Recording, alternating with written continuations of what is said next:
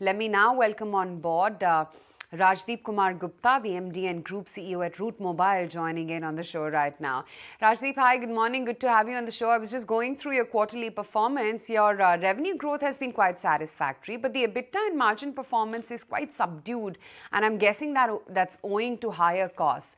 Tell me where things stand as of now, and what's the visibility then on these higher costs, and how you're going to really control them going forward?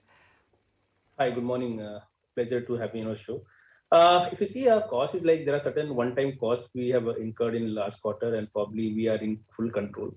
We have also hired few people in our Latin America market, especially in technology side. We employed 21 people to build a new product for us, and some sales people in Mexico as well. That led to a little bit increase in our cost, but we are very much in control, and we do see. I think the cost is going to stabilize in coming quarters, and there is no impact in coming quarter of the same. As far as the revenue is concerned, I think we have achieved over 2,000 crore revenue as a year-on-year basis.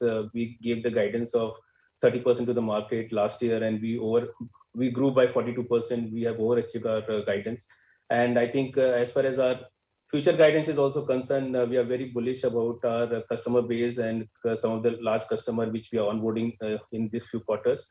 I think we are giving you guidance of about 40% growth this financial year. So let me get the number right then here, Rajdip, because your employee cost has jumped 51% on a sequential basis. Are you saying that this is just a one-off? Also, if you could just give me where is it that it's going to normalize in the next quarter onwards?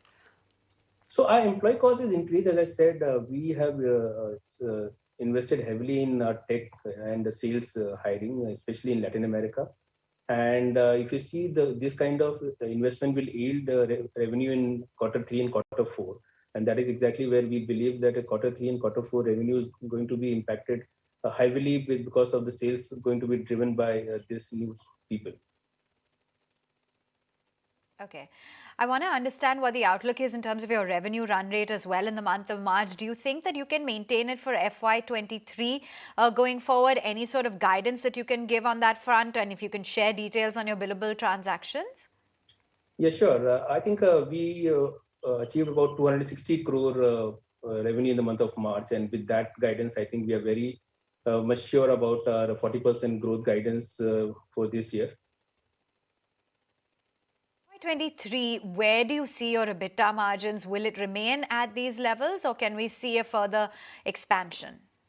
We definitely want to give a guidance of between 13 to 13.5% EBITDA margin in going forward, and that is what we are going to maintain.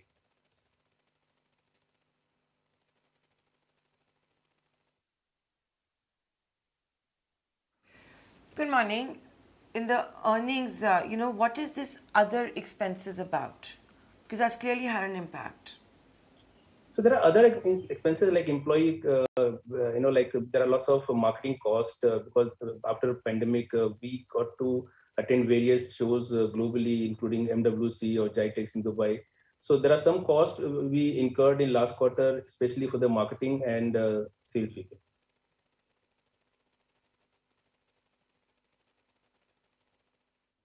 So this is a one-off? And that's why it should be factored in like that by the street, the analyst community, your shareholders? Yes, exactly. This is one of course.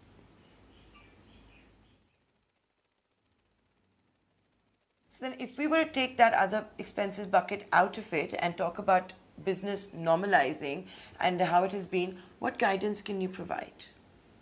So we are giving a guidance of about 3,000 crore revenue, which is over 40% this financial year, and with 13.5 between 13 and 13.5% is EBITDA margin, and the GOP to go between 21 to 23% in this financial year is what we are looking at.